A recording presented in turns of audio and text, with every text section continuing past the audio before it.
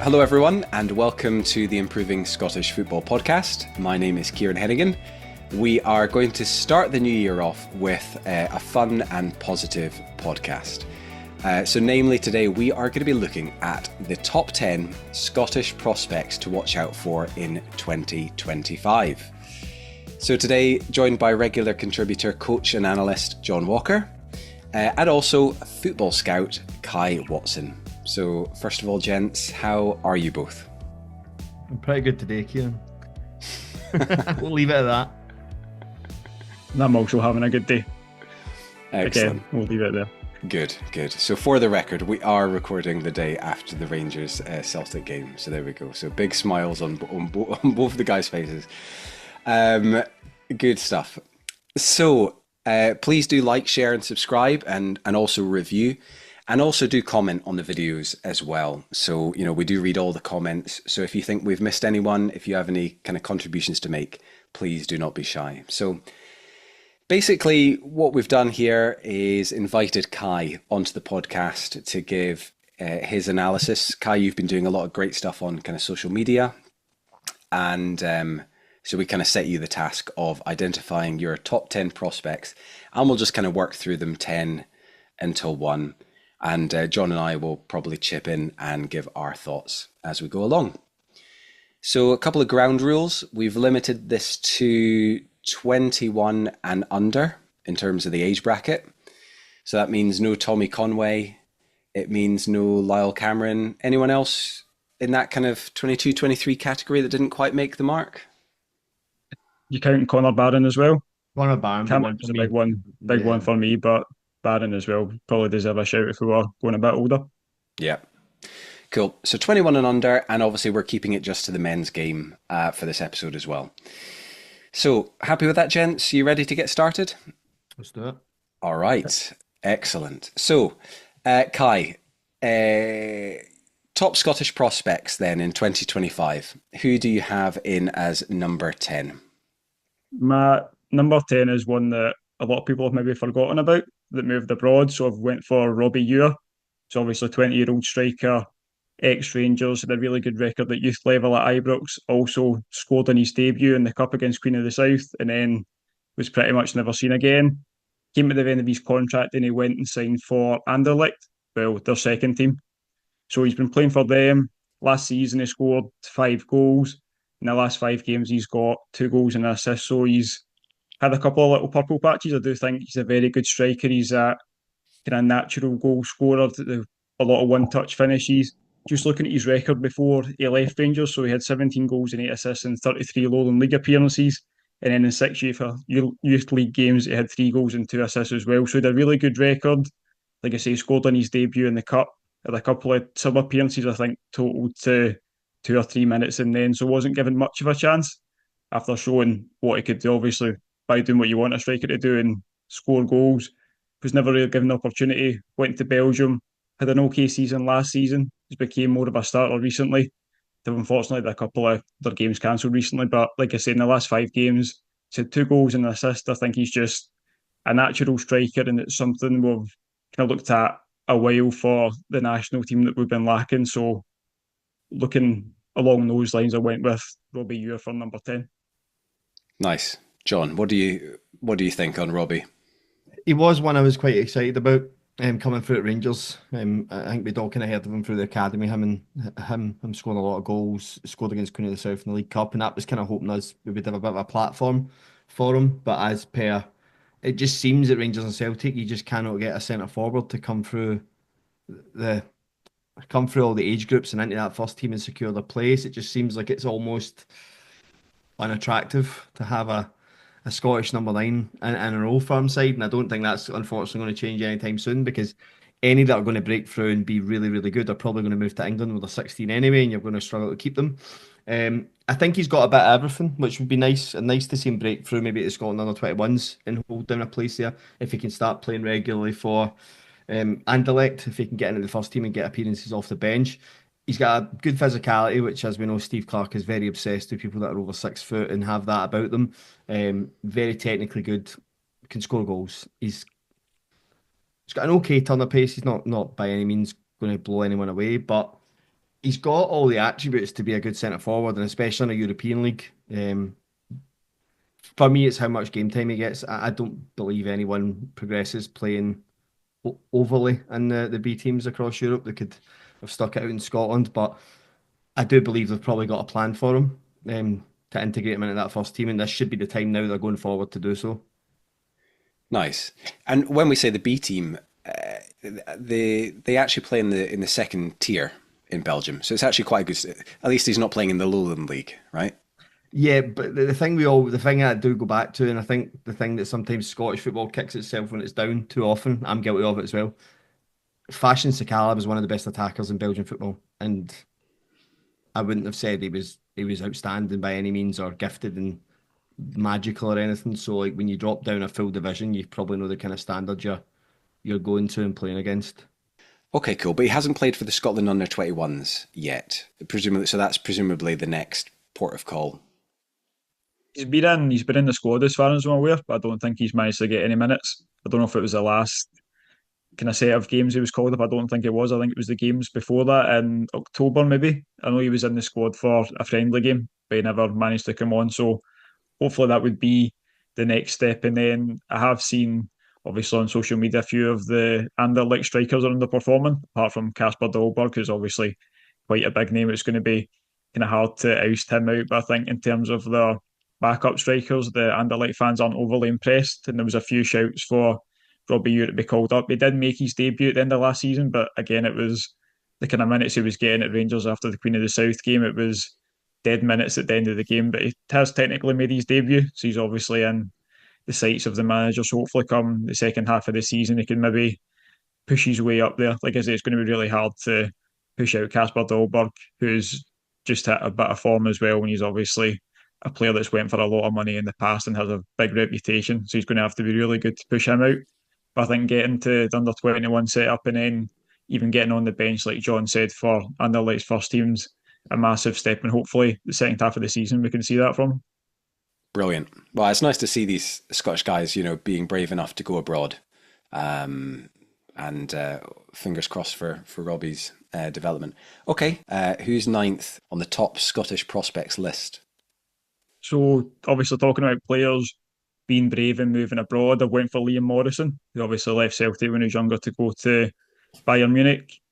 Apparently, was quite highly rated in the youth setups here, but it's going to be really difficult to push through. I'm sure he went with Barry Hepburn at the same time. Two of them went over there. Barry Hepburn obviously ended up at Queen's Park, and I think he's still a free agent, the last I've seen. So Morrison last season went on loan at Wigan. Really impressive spell there that kind of triggered QPR into buying him.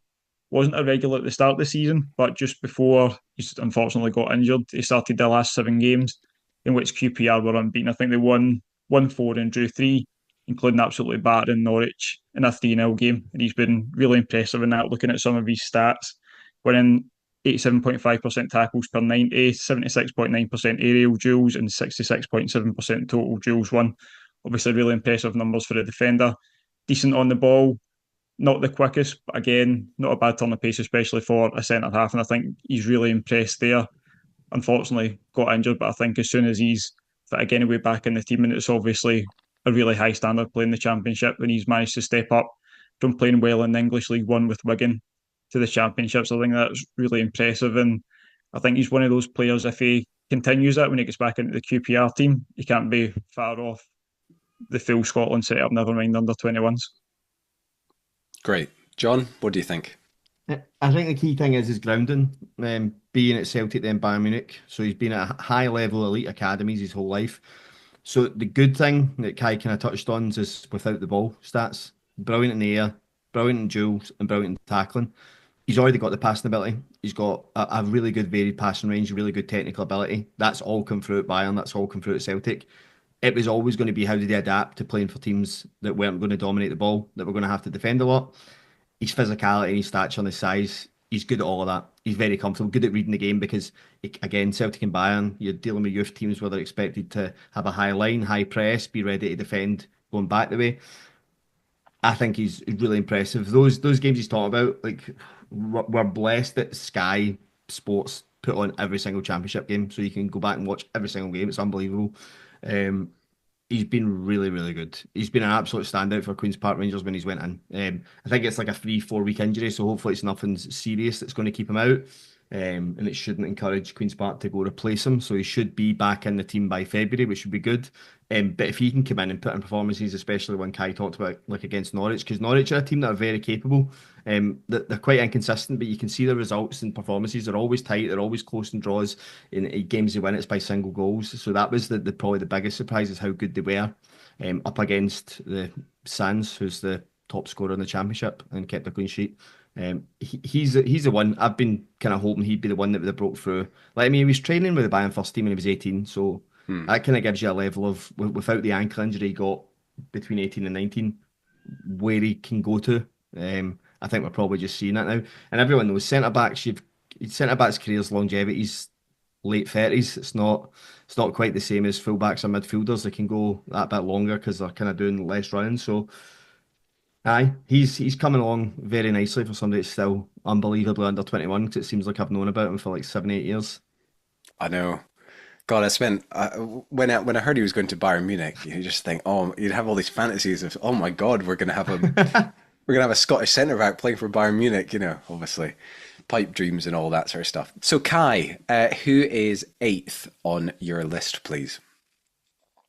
I think when I say the name I'm going to say, people maybe think the other two I've mentioned so far maybe unlucky to be lower down, but I've went for Bobby Wales at Kilmarnock. He's a player I really like. I'll admit I've not seen loads of him, but I've watched him with the 19s when he played. He's had a goal and an assist this season, both against Dundee, but in different games. So Dundee obviously don't like the sight of Bobby Wales. The assist kind of showed for me what he's about. It comes from a throw in. He uses his body to turn the defender. Next defender comes up, he takes it past him and then has the composure to find the player in the box. And then his goals are really good finish as well. He shows really intelligent movement to kind of stand off for the goal and then he absolutely fires into the top of the net. He's got a really good touch. I think his movement's really good. Like I say, for the goal, he holds back instead of just moving into the box. He just pulls back a wee bit just off the edge of the box, then fires into the roof of the net. So I just think he's got something about him. He's just got an ability that he looks like he can make something out of nothing. I really hope he continues to get game time.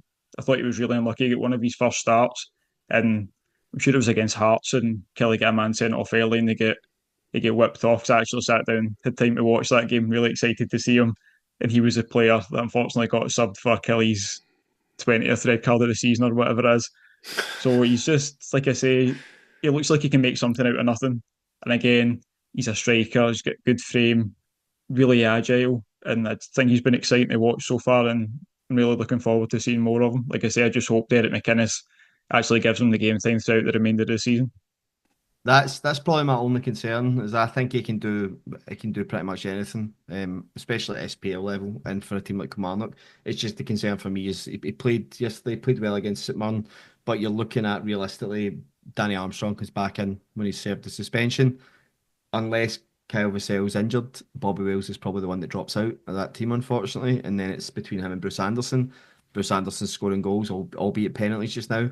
He's scoring goals, and that's my only concern is the reliance that Derek McInnes is kind of always showing to bounce back to where are my senior players, where are my experienced players. Those are the ones that are going to get through. Because ironically, that's what happened with Bruce Anderson, who he's now got at 26, who's leading the line for him banging in goals. As when he was at Aberdeen, he favoured his more experienced, aging strikers. So it that's my only concern is who he's got managing him and where Derek McInnes kind of seems to lean back to. But I don't think it'll be anything wrong with the player. I think the player's kind of got everything. I think he showed that on loan at Alloa. He's got goals in him if you play him. So he spent last season on loan at Alloa, scored, I think, roughly 12 goals in like 27 games. He's just got the one for Kilmarnock. Is he like proper out and out striker? Does he play slightly wider, Kai? I think his main position would be a striker, but I think he's capable of playing. I'm sure he was playing behind Bruce Anderson yesterday in like a kind of wide 10 position. And again, he's capable of creating chances. He's really good with the ball at his feet. I think that agility and ability to beat a man means he can play out wide. He doesn't have blistering pace by any means, but it's not always what you need. If you've got the ability on the ball, you can manage to beat defenders, which he has and he's shown already. Then he probably could play it wide. I'd like to see him I would like to see him up top because I think he does hold the ball up well enough. Like I say, he can create something out of nothing. So I think it's where he would be best. But John was mentioning as well, game times key, especially at this age. And if he's going to get the experience, he might have to play in that wide tenor out in the wing. And I think he's more than capable of doing it. And if that's the only way he's going to get game time, it's definitely something that he needs to do at this age. Cool. Right, Kai, number 7 on your list, please. So we're going to stick with Kilmarnock and a player I have massive concerns over because he's a player that I really like, and it's David Watson, who again's 19. I think he offers something that a lot of central midfielders don't, and I think you see it a lot less these days, is the ability to crash the box and get goals and get shots, and it's an ability that's worth a lot of money. And there's so many times you look at the Kelly lineup and he's not in there. He's getting 5-10. I think he got the last 5 minutes of the game yesterday. So again, like John obviously mentioned with McInnes favouring his experienced players could stunt Bobby Wales. Watson's obviously had a lot more first team football for Kelly. But again, he's not a starter every week. He's probably not getting the minutes that I think he should, that I feel is good for his development. He's shown it for Scotland as well at various levels, kind of how good he is. And again, that ability is worth so much money, the ability to get goals from midfield. You see how much teams kind of at higher levels pay for goal scoring midfielders. And looking at his goal catalogue's incredible. I've watched it a few times. Like he scored an overhead kick this season. You go back to the one he scored dribbling from the halfway line last season. There's multiple volleys, goals from range, both feet. He's good in there. Obviously, the header he scored late in the game at Parkhead last season. He's not the tallest, but he's really good in there for whatever reason. He's really good at arriving at the back post. And that's something that if Kelly went to buy a player that offered that, I don't know where they would get it from because it's not the type of player, the type of profile that's just readily available all the time. And they've got David Watson there. Again, I talk about him all the time on Twitter if anyone follows me. I don't know where it's best for him to go next, but I am worried that his development's going to stunt a bit at Kelly. The fact that he's not starting every game, not even every second game now and again. So that's my biggest worry. He is a player I really like, and I think he offers a lot of things that the other Kilmarnock midfielders don't. Yeah, I don't think there's anything else for me to add there, but I do think that the similarities that I see in him is Lewis Ferguson. When I watched Lewis Ferguson's first 2 seasons at Aberdeen, that thing Kai's talking about, arriving in the box on time, good in the air. Lewis Ferguson's physically mountains bigger than David Watson, physically stronger, but David Watson's got a great leap, good in the air. He's got this knack. I've been becoming like almost obsessed with this, Kieran, this notion that people overcomplicate their runs. See, more often than not, if you make a well-timed run at pace, in between the posts, inside 12 yards, it's amazing how often the ball falls to people in those areas. And David Watson is that. I think the goal might be against Dundee United earlier in the season. It's exactly that. He's over near the throw-in at the right touchline, and it gets switched out to left back, and he runs across every defender into the near post and converts his chance. And it just looks natural to him. It looks like he knows exactly where he should be all the time. And I constantly watch midfielders and strikers where they pull back on the edge of the box when it's the wrong option instead of just being in the place that makes the most sense. Somebody will be looking at David Watson. Somebody will be looking at a style of football they play and looking at one thing they want, which is breaking midfielders. There's a little touch of not obviously the same quality. There's a little touch of Dele Alli in there as well. That was what Dele Alli was exceptional at when he broke through. Was just caught. That's where he got a lot of his goals. He wasn't getting masses of assists once he became the goal scorer, but it was all from third man runs. It was all hitting the box at the right time, and it was all being in those dangerous areas.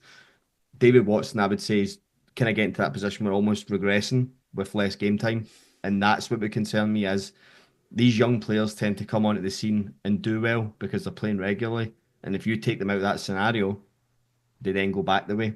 And I think that's where you're looking. David Watson, I don't know who his representation is, but if I'm looking at what Lewis Ferguson did, I'm looking at a style of football. I'd be looking at trying to get him to somewhere in Europe, just kind of use that quality because he's got the thing all these European teams seem to like about Scottish footballers is they've got physicality and they've got good dual records and they're good at tackling. They've all got technical ability as well. So you kind of get a little bit of everything and you can steal these players for very little. And I think Kai touched on a very good point. See if Kilmarnock were to go try and buy a midfielder that could time runs and score goals, they'd be looking at paying more money than Kilmarnock can afford to play for a player. So it's kind of bizarre to me that he sits on the bench so much. But again, they've changed formation a little bit, and they're not got three centre mids anymore. They've got two tens, kind of playing inverted. So I think that's probably punishing as well that they only have two midfielders to choose from, and they seem to want to play two natural, again, experienced holding midfielders. Yeah, Derek McInnes. There we go. Okay, what are we? Sixth, I think. Next, please, Kai. So I'm going to go with a player who is actually from my local club or where I grew up. So came from Hamilton. It's Gabriel Forsyth, who moved from Accies to Norwich, made his Accies debut. I think he was 17. Then Norwich came in and they've taken him, and he's actually managed to start a couple of games this season. He's had a few appearances off the bench. He's just a really, really strong midfielder. He's played in the middle, he's played on the right, he's got a beautiful left foot. He's a really creative player that picks up those areas that not every player's intelligent enough to do. Then he gets the ball and drives forward and tries to create. I think he's really exciting to watch. If you look at his highlights from kind of playing for youth level at Accies, obviously Accies have do really well at youth level. Unfortunately, they can't kind of transition that into the first team. But their youth teams always seem to do really well. They've got a good record of developing players. And look at him playing in the Premier League too for the under-19s at Norwich in the few minutes he's had this season. Just a really intelligent player for kind of that age as well. He's 18. Again, this is something that teams pay a lot of money for players that can pick up these spaces and have the ability to create chances. And he's a player that can do that again, make something out of nothing. Wonderful left foot for set pieces, shots from range as well. I think he's a really exciting prospect. Again, he's just picked up an injury, but hopefully when he comes back, he's still in that Norwich setup, because the way starting to use him, he was starting to get those appearances off the bench. And like I say, he's had a couple of starts. So I think he's a really exciting prospect, and potentially, I'm going to say, could be the best player that's on the list. He's not higher up because of how much I've seen, but I honestly think he has the potential to be the best player on the 10 that I'm going to mention today. Ooh, wow. Okay. John, thoughts? Yeah, I think there's a lot of things going with Gabe Forsyth. I think technically brilliant, but he's in the right place for me now. That's what I really like. I think Johannes Forrest was the Nordsjælland manager for 3 seasons. Got a lot of experience in bringing on these kind of technical players who are a wee bit raw around the edges. I'll go back to my star boy there now, Mohamed Diamande. You can go to Mohamed Kudus, you can go to Ibrahim, that's Nordsjælland still just now. But all these players that were kind of in that team that play in those areas for him that kind of Norwich are trying to replicate just now. I just think when you've got a coach who understands youth football, who understands transitioning players into youth football, it's not a surprise to me now, although we've mentioned the injury, that you're now seeing him start to make appearances. And the good thing I like about Johannes Thorup is he coaches players and he works with players and he goes over detail one-to-one. I know Gabe Forsyth does a lot of one-to-one stuff as well, and off seasons and breaks up here in Scotland with certain academies. So he's obviously somebody that understands the requirements for what he has to continue to do to get better. So if you've got a coach that's in charge, good at creating youth footballers, that's got a hungry youth footballer that wants to get to the top level, with a club like Norwich who tend to yo-yo up and down the Premier League every now and then, you've got somebody who could potentially be in the Premier League in 18 months with Norwich, or be a standout Championship player if Norwich keep developing, because Norwich seem to have a history of getting Scottish footballers in their team and creating Scottish internationals from that. I think he's another one that's going to be added to that as long as he avoids any serious injury or any major setbacks. I think he'll be somebody that continues to go and go and go. Yeah, we probably have a proper Scottish contingent down in Norwich. Is there any risk? Obviously, Norwich is a big club. Is there a risk regarding the actual game time? Does he need to be going out on loan, or do you just trust that what he's getting from the coach and from that first team is enough? I think probably he's, like say, John obviously mentions the manager, ex-Nordsjælland, who have got an incredible record of developing players. He had been getting those minutes before the injury as well, and they've also they had a contract until 2027, and I'm sure it was the start of December. They've already extended that until 2028, so they obviously rate him really highly. They don't want getting pinched by any other clubs, and they've given him that time so far. It will all depend on after the injury, if he's still getting the same amount of game time, if he's still getting starts here and there. So I think the second half of the season is massive for him in terms of that development and whether he would have to go out on loan next season. But I'm hoping, again, once he comes back from the injury, that he just continues on the path that he's been on, performs the way he has been, and he keeps getting those minutes in. Great. Okay, Kai, give us number 5 on your list, please. So went from two Kelly players to two ex-Hamilton players. So next one's going to be Ryan Oney, son of Armand Oney. He's obviously quite a cult figure in Scotland. But Ryan Oney, again, came from Accies, was playing a lot of minutes at a young age. Didn't have the best goal scoring record, but you could see the kind of raw physical tools that he has. He's big, he's strong, he's quick, controls the ball really well. Again, he made his Premier League debut for Sheffield United. It was just a couple of minutes off the bench against Arsenal, but even managing to get on the bench in the Premier League and being allowed to come on the park, like it's not just for no reason. So they obviously see something with him. He'd been starting games when Moore was injured. Moore's come back and kind of ousted him to the bench. They've also got Ian Brewster, who they paid a lot of money for, and he's went for a lot of money throughout his career. So that shows you how kind of highly regarded he is that he's managed to start games over Brewster this season. He scored the one goal, but I think there's so much more to come. I watched him. It was the last international break for Scotland under 19s, and just the runs he makes, he's always on the shoulder. But if he's not on the shoulder, he's big and strong enough to hold off the defenders. But he's got that pace to get in behind as well, and knows that kind of combination of being able to hold the ball up and being strong enough to do that, but also being quick enough to run in behind. I think it's a really strong combination that we don't really have from Scottish strikers. So I've got really high hope for Ryan Oney, and like I say, he's playing at a good level as well and getting some decent minutes. And hopefully he'll add some more goals to that soon. Maybe get some more starts here and there. But like I say, Sheffield United have got a couple of really kind of highly regarded strikers in Kiefer Moore and Ian Brewster. So it just depends on where he fits in there. Again, he could be one that gets a loan for the last 6 months of the season, but I think he actually came off the bench instead of Brewster the other game. So maybe they'll keep him for the rest of the season and kind of continue the minutes that he's been given for the first half. Yeah, and that was a really, top of the table clash, Sunderland and Sheffield United, and I think he got like 13 minutes off the bench, as they were chasing the game. So that's probably a good sign. My concern's that I think he has to go on loan by the end of January. I think he will go on loan before the end of January. I think Tyrese Campbell, who's Sheffield United's top scorer, has been injured for the last 6 weeks, but he's due back in the middle of January. You've got Kiefer Moore, who had been out. He's back in, was brilliant against Cardiff 2 weeks ago. You've got Ian Brewster there as well, who they paid a shitload of money for. So he'll be getting game time, although they kind of deployed him as a 10 against Sheffield United, but against Sunderland. But I think that was more the kind of respect showing Sunderland being the way they are. For me, a good loan deal to a League One club would be perfect for him, just to get game time, because I do think he'll be someone, as if he plays regularly, he'll bang goals and he'll get better and he'll grow quicker.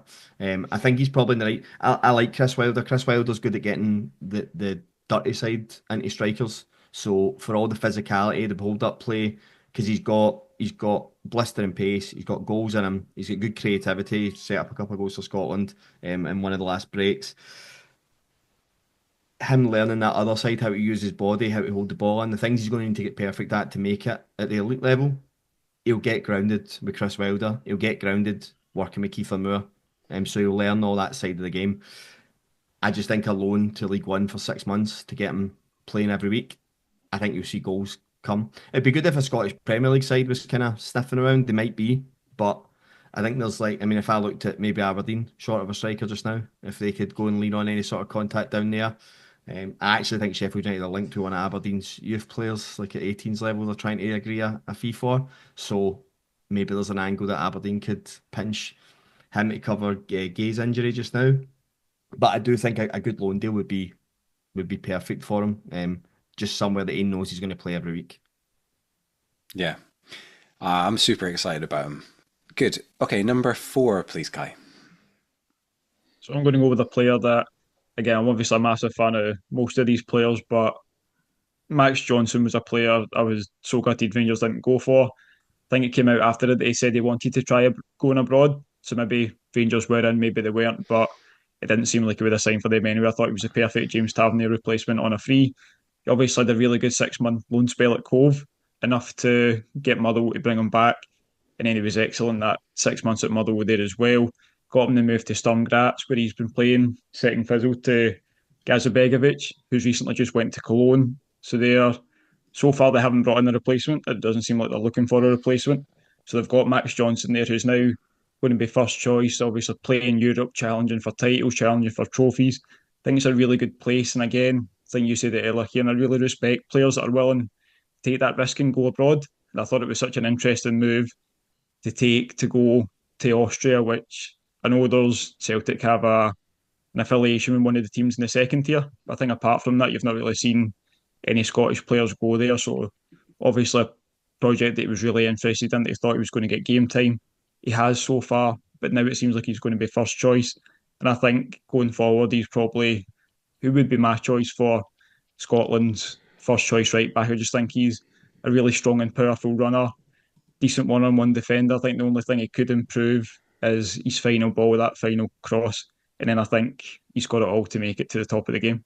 I think there's a lot of that's kind of touched on. I think Sturm Graz have played a blinder with him, kind of bedded him in Europa League games last season, bedded him in Champions League games this season. He's not been relied on. He's time to settle in, learn the language, learn the team, learn how they play. I would expect him not to replace the right back they've sold. I would expect Matt Johnson to now be the person that's relied on in that team. I hope that is the case. They've got another 4 weeks before they start back Champions League. They've not got a domestic game until February, so plenty of time for him to be worked on in a kind of mini pre-season to make sure he is the right back, right wing back in that team. I agree with what Kai said. I think he's very good at driving with the ball. I think there's a lot of Nathan Patterson in him as well. It's maybe that final ball that this isn't a disrespect to Motherwell or Cove, but like when Nathan Patterson's coming through at Rangers, the youth teams, it's the same idea. You're getting lots of the ball, you're getting lots of chances to attack, you're getting lots of experience delivering those balls, different attacking areas. Whereas at Motherwell, you're kind of sometimes making it yourself. You're driving on with the ball and delivering balls from deeper. It makes the crossing ratio a bit harder for you to get experience in. But I think being at Sturm Graz, being a top of the table side in a country where they dominate the ball and they are expected to win games, he's going to get lots of that. So that stuff should naturally improve. As for his Scotland career, he's obviously been in the squad, but that's because Steve Clarke is like. We've talked enough about Steve Clarke's flaws, but we'll give him credit like we always do. The one thing he is good at is promoting from within the under 21s, and he did that with Max Johnson in a couple of breaks. Nathan Patterson's back fit now, so it really depends what he does. And Aaron Hickey, I think, is slowly getting to the end of this rehab of this hamstring off the bone injury he's had. If those two are back, he obviously falls back into probably fourth choice, because I don't imagine Steve Clarke's just going to dismiss Anthony Ralston completely. But he's there in contention, but he does need to be the number one at Sturm Graz and needs to play every week and needs to grow in those areas we're talking about. I think his 1v1 defending is very solid. I think he's very good at that part of the game. I think he's a good right back first. I think it's what he adds to his game going forward now that's going to determine whether or not he can make it higher than Sturm Graz or end up back at Scotland, for example. Cool. Right, we're getting to the business end of the pod then. So we're going to enter the top three. I have an inkling as to where the top two will be going, but yeah, Kai, give us your third top Scottish prospects to watch out for in 2025. So I'm fully buying into the hype on this one, and this could look silly in a month or two, depending on how the game time goes. But James Wilson for me. I spoke about Robbie Ure in terms of a goal scorer, but I don't think I've seen anyone recently, especially young Scottish strikers, come through that looks is natural inside the box. I think he scored the 4 league goals, 5 goals in total, including the one Europa League.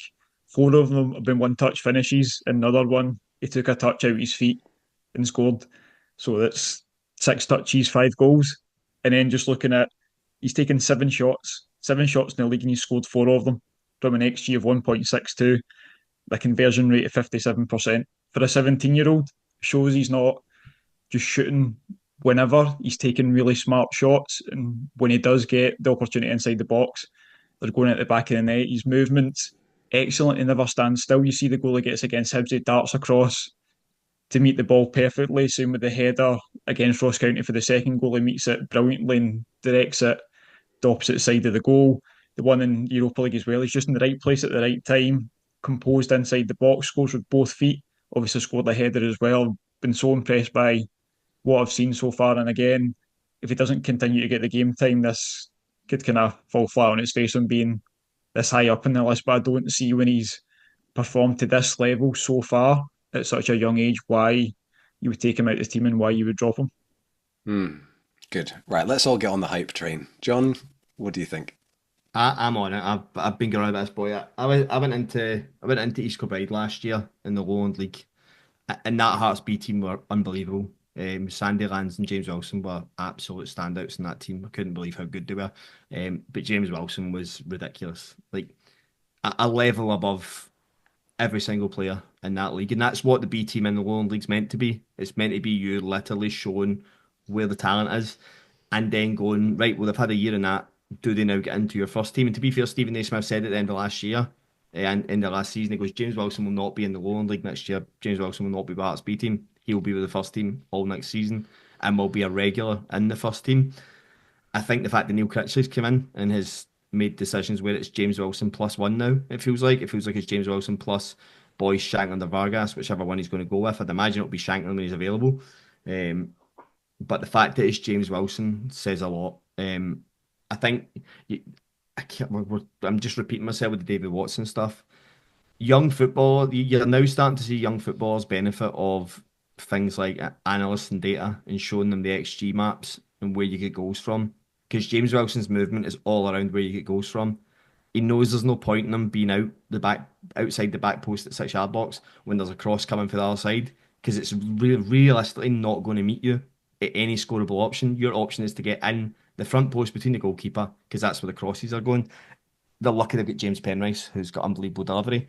But James Wilson consistently will get goals for that team. He's got Blair Spittle, James Penrice, Jan Danda, all creating chances for him. He's learning off Lauren Shankland every day in training, who, although not scoring as much this season as he did last season, Lauren Shankland's one of the best goal scorers in Scotland. He's so technically good at finishing on both feet. So he's learning from him every single day. I just see the confidence, because be clear, it was Man United, Man City, Chelsea, Liverpool that were interested in him when he was 15. That was who wanted to take him, and his family and agent turned them all down, because Hearts were like, he'll play next year in the Lowland, he'll play every game, and then he'll be in the B. He'll be in, as long as he progresses well, he'll play in the first team. So this contract was always like pushed forward that he would get game time before he was 18, 19, and he would have a trajectory. And the idea always being like, come play football, don't go play academy football, come play football. And people like Lewis Ferguson, Aaron Hickey, if you play a year or two here, you'll get to the big league anyway. What's the point in rushing it now? And I think you just keep seeing somebody with that confidence. I know Open Goal kind of touched on it as well, but it is little things about people's mentality. Scored an equaliser in the 89th minute against Hibs away in the derby in front of Hearts fans, and the first thing he did was grab the ball to go back up the halfway line, because it was only an equaliser. What 17-year-olds not going off their nut and the fans? Like, it's that kind of stone cold. I've just been like, no, this is what I do, and I just don't see where the ceiling is, even to the point that when I do anything on James Wilson, I see Rangers and Celtic fans going, would he be worth us buying? I goes, I don't think you can afford them. I think he's only going one place, and it's to a top five league. Like directly, that's where he's going, and they'll progress him into being it. So I think this will be a player that hits double figures as long as he's fit this year and goals, which means he's only got 5 more to go, right? Hits double figures, and then in the summer you're going, how do Hearts realistically hold on to him unless they give him a good contract? But I don't actually see really any weaknesses. I know people say about him. It's funny the pure generic statements that people make about footballers. Like, I seen it with Diomande about him being too slight. Oh, he's too small. People saying it about James Wilson, he's too small to be a striker. But the flip side of that was really interesting. If you listen to Nico Raskin on his form at Rangers, he said when he came into Scotland, they asked him to gain 4 or 5 kilos because he was too slight. And that's when he got all the injuries, because his body wasn't carrying its natural weight that he'd been used to for 20 years. So people like James Wilson will be built perfectly for the size they are. They don't need to get bigger. He's strong, but there's still people going, I think he looks a wee bit weak. You go, that doesn't mean anything anymore. He's small, yeah. So is Lamine Yamal, but he doesn't get pushed off the ball an awful lot. Yeah. We've got this weird historical obsession We're with obsessed with it, Scotland. mate. Oh my God. What is that about? Great. Okay. And hopefully no prospects of James dropping out of the starting 11, we don't think, Kai. No. I wouldn't say so. They've obviously kind of dropped. Boyce has been playing in the 10 or behind the striker as that second striker, and I think Shankland will go back in there. Again, obviously, John was talking about learning from Shankland. I think Boyce is a really good player for him to learn from as well. Like, forget maybe his last season or two, obviously, the amount of injuries, but he was so good for Ross County, a really experienced player, brilliant goal scoring record. He's been great. The last couple of games, Hearts fans have been praising him really highly. And again, talking about the strength thing, like I still think one of the strongest players of midfielders I've ever seen, especially, was Moussa Dembele at Spurs. And you wouldn't look at him and go, "Oh, look at how big he is. Look at the size of his muscles, whatever." And nobody could knock him off the ball. It's a really weird obsession. You just need to let players develop the way they're going to be. And obviously, as John says about James Wilson, he's built perfectly for what he needs to do. And I don't see him getting bullied off the ball, no matter how skinny he looks. Yep. Cool. All right. So we move on to our top two then. I'm intrigued as to know which way round you've got these two. So Kai, who's your second top Scottish prospect to watch in 2025? I think this one's probably going to cause the most controversy, get the most comments, but I'm going to go Ben Doak at number two. Obviously, as Scotland fans, we don't have a lot of really pacey, direct, skillful players. And to have Doak kind of burst onto the scene the way he has, he obviously was highly rated at Celtic. I think got a couple of appearances off the bench. He actually might have had one start, but I know he had a couple of appearances off the bench. Then he was starting the Europa League games for Liverpool, played a few times in Europe. Obviously, it's taken this loan at Middlesbrough for people to realise truly how capable he is, the amount of chances he's creating, just the positivity on the ball. Like, he gets the ball and the first thing he wants to do is take on the fullback. And that's something, as I think, as players get older, it kind of gets knocked out of them. I've seen it a lot of times with younger players that are really confident, because young Scottish players, obviously growing up, watch footballers all over the world. They watch these elite players that take on defenders, and it's the type of thing, I'm sure John will have seen it plenty of times, it gets coached out of them. Just that kind of freedom to just run with the ball instead of keeping it. Whereas Doak's obviously kept that, and he's progressed massively. And like I said, it's really exciting to see a Scottish winger that's capable of getting the ball at the byline, creating chances, just been really positive with the ball, positive and aggressive with the ball. And I think he's been a joy to watch at Middlesbrough from what I've seen this season. Cool. How excited can we get, John, on Ben Doak? Ben Doak, you're kind of in a catch-22 now. I think everything will be exciting. I don't think there's anything in front of me to suggest Ben Doak's going to stagnate or go backwards. I think there's only one way Ben Doak's career is going to go. Ben Doak's the one for me. Ben Doak's been the one since I heard about him at Celtic. I was like this. You heard all the Wayne Rooney comparisons of how stocky he was, how strong he was. I don't actually think he's ever going to be as good as a Wayne Rooney, but I keep using the same comparison. I think, and people I think sometimes downplay this guy's ability. I think he's got the ability to be like a Theo Walcott type footballer. And Theo Walcott went on and scored 120 plus goals in the English Premier League and played 50 odd times for his country, and played at major tournaments. So if Ben Doak is anywhere near the career that Theo Walcott did, I'll be very happy, and I think Scotland will have been very successful. I think that's the type he is. He's kind of that a fearless dribbler that never got deterred. Like Theo Walcott never got deterred by losing the ball, never get deterred by overrunning the ball, never get deterred by having a poor cross. He just went and got the ball again and ran in behind and just kept doing it, because it just destroys fullbacks if people don't stop doing it. Because it doesn't matter how good a game you're having, if they're going to keep running you, they're going to eventually get something out of you. And that's what I see with Ben Doak now, is I think he always, every game, even if Middlesbrough win, lose or draw, he doesn't get an assist or a goal, he does something in the final third. I think I've seen he's had more entries into the final third driving with the ball than any other wide player in England. I think he's like 20 ahead of the next best player. So that's like an example of like how much he's driving with the ball. He doesn't think, it just goes straight forward, and that's something that can take young players a lot to learn. Like I think if I look at like Mikey Johnston at Celtic, if I look at Ross McCausland at Rangers, they do seem to like lose that very quickly, and that confidence goes. I think that's probably the difference you're seeing, is that Ben Doak is actually an actual elite talent that is good enough to go and be a regular at Liverpool, especially what he's doing at Middlesbrough just now. I do think a big shout out to Michael Carrick, to be fair. I think he's got the right coach at the right time that gives a possession-based side, that gives wingers the ball in the right areas where they can go and be dangerous and express themselves. I don't see where he stops, to be honest. I think he's going to be the one that kind of drags Scotland over the line a lot of these big games coming up. You're implying we're going to get over the line in some of these games. To World Cup, is the line I'm talking about. However we get there, it's going to be bent out the tracks this year. Oh, there you go. That's the stuff that dreams are made of. Okay, great. So no surprises then, really. Process of elimination, Kai. Your top Scottish prospect to watch this year. So Lennon Miller tops the list for me. Unfortunately, he's just been injured. That's obviously out for the whole month of January, I think they're saying, so that could stop him moving this January, which Motherwell fans will obviously be gutted that he's injured, but they might be delighted that they get to keep him for another 6 months. Whereas when it comes to the summer, I think is when they really need to think about selling him. A lot of people were talking about the graphic that was put on the screen for Sky, and it was all the stats and how he ranked first for Motherwell in so many categories. I've got some of them here. So he tops Motherwell for their average rating, that was per Mob and Sofa score, for assists, goals and assists, big chances created per game, number of accurate passes and interceptions per game. And I'm sure there's a few more there that I didn't have the Sky graphic offhand, but for every statistic that they listed, he was top. And as well, for looking at the average rating for Mob as well, he's the fifth highest in the league, joint top for assists, second in big chances created, ninth in the total league for goals and assists as well. There's just so much composure to his game. I think he's a really mature midfielder that plays well beyond his years. He's so comfortable at receiving the ball.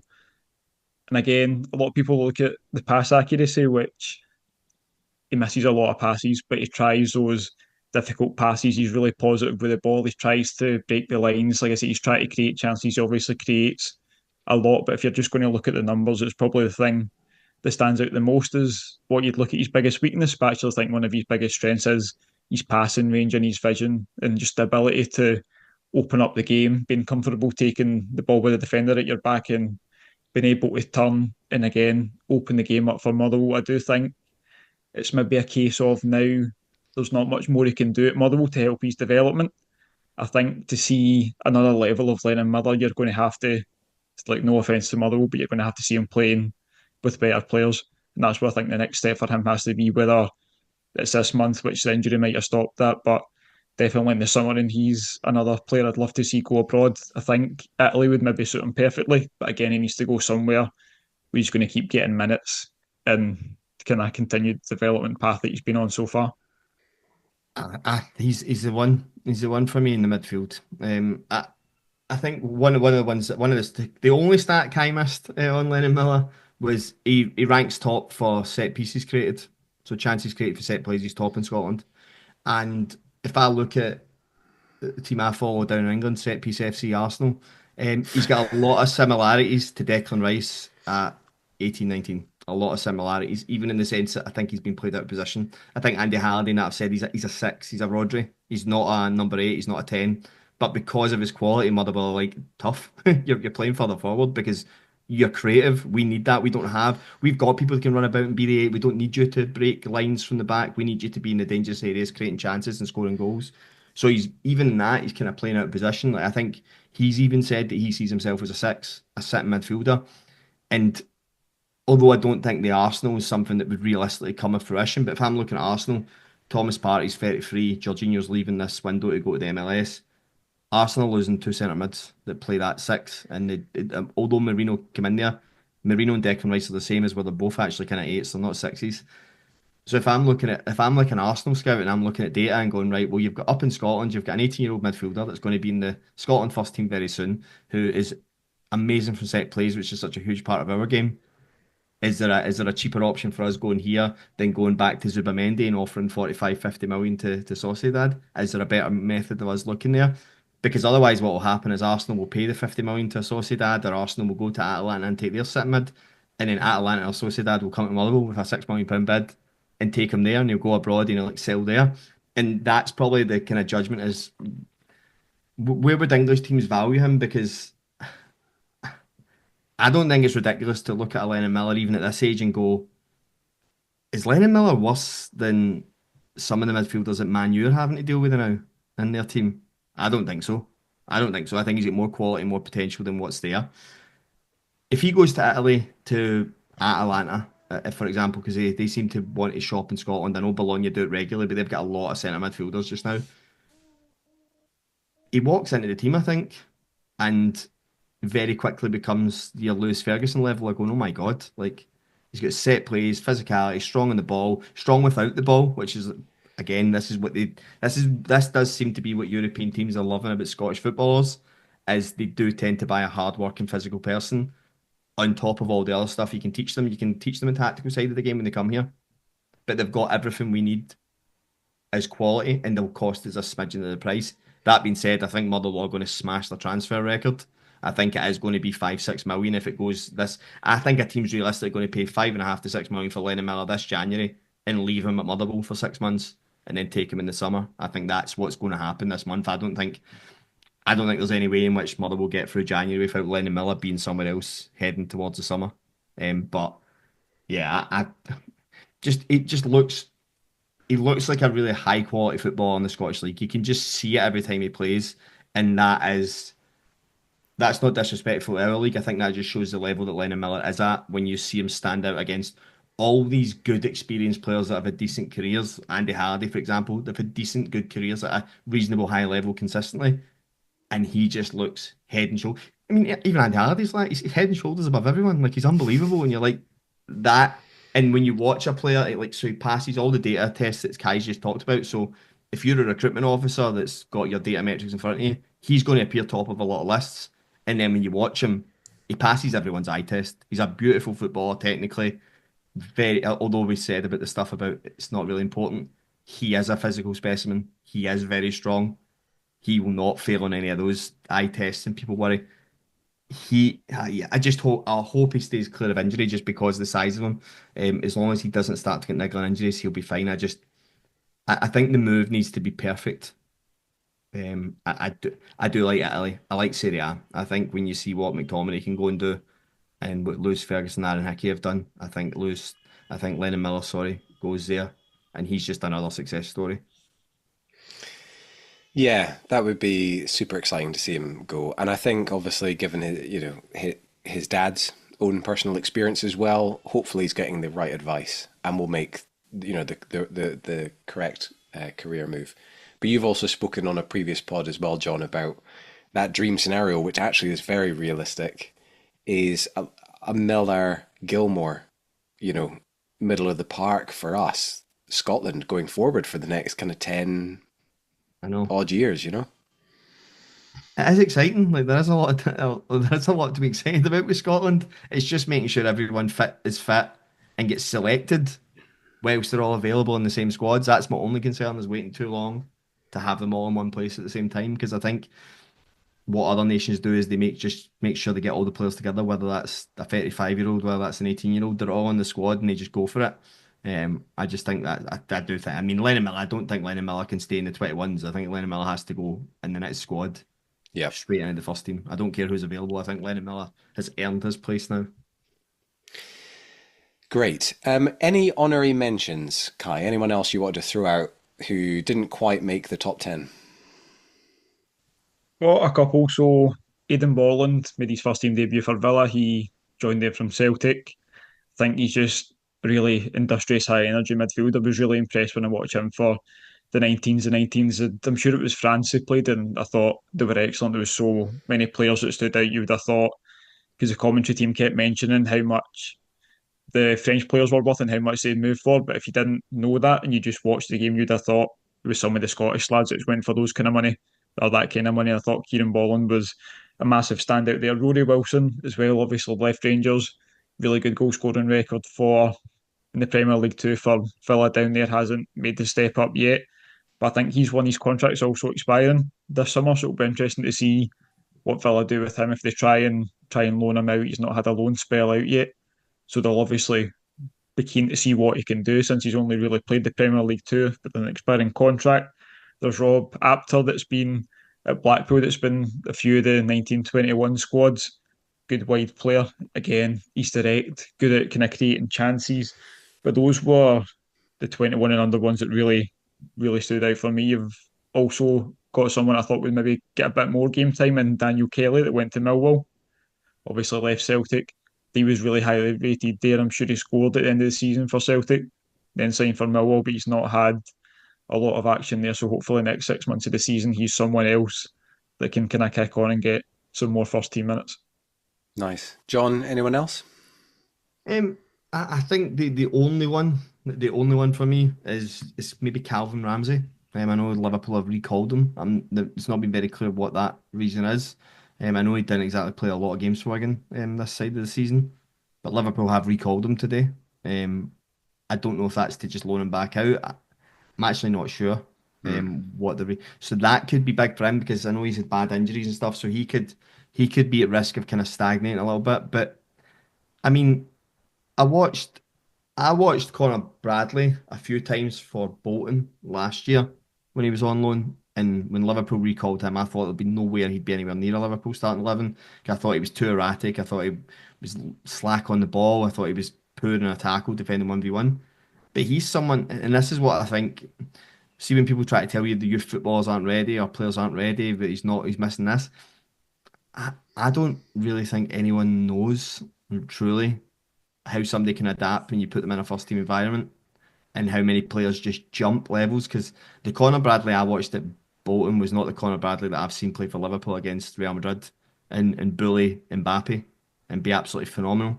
So I think there's an advert for sometimes players can look really poor at a League One side in England, and the same for Scotland when they go out on loan, and then they go back to playing with elite footballers who are on a different wavelength altogether, and it just raises their game another level, and they just match that level, and they just go from strength to strength. I would hope Calvin Ramsey's been recalled for at least to get in training with Liverpool and let Arne Slot see who's there, because, like I've said, Trent, Van Dijk and Salah could be leaving that team in the summer for nothing, and Liverpool don't have money to go buy the next Trent Alexander-Arnold because it's going to cost you 150 million to go find that. Are they going to try and find it in their academy? Are they going to have a look at all the boys that are there? Is Calvin Ramsey one of those people that he wants to try and see? Because Liverpool forked out 5 million for him, so they forked out a good amount of money for him. They obviously believed they had something when they first got him, so it'll be interesting to see what they do with him, whether it's a better loan deal, whether it's to come back and play with the first team. But Calvin Ramsey's one that I'd be kind of hopeful and keeping an eye on. And the only other name I'll throw out there is Evan Mooney at St Mirren as well. 17 years old. There's obviously, take it with a massive pinch of salt, but there's a bit of Newcastle and Arsenal kind of interest apparently. But another one to keep an eye on. Listen, gents, that was fantastic. Thank you so much for your time. And Kai, I really appreciate you putting the list together. So thanks for putting your time and effort into that. And also for all your good work, like on social media and everything. People can find you pretty easily, right? It's just Kai Watson on pretty much all the social channels. Everywhere apart from Twitter's Kai G Watson. Someone Okay. taking Kai Watson and following this, so Kai G Watson on Twitter. But it's an absolute pleasure. Like someone that listens to the podcast, so to be on and contribute to it's a real pleasure for me. So thanks for having me on. Oh, that's nice to hear. Thank you, Kai. Great. Well, thank you, gents. I really appreciate you both coming on, and a big thank you to everyone who was listening.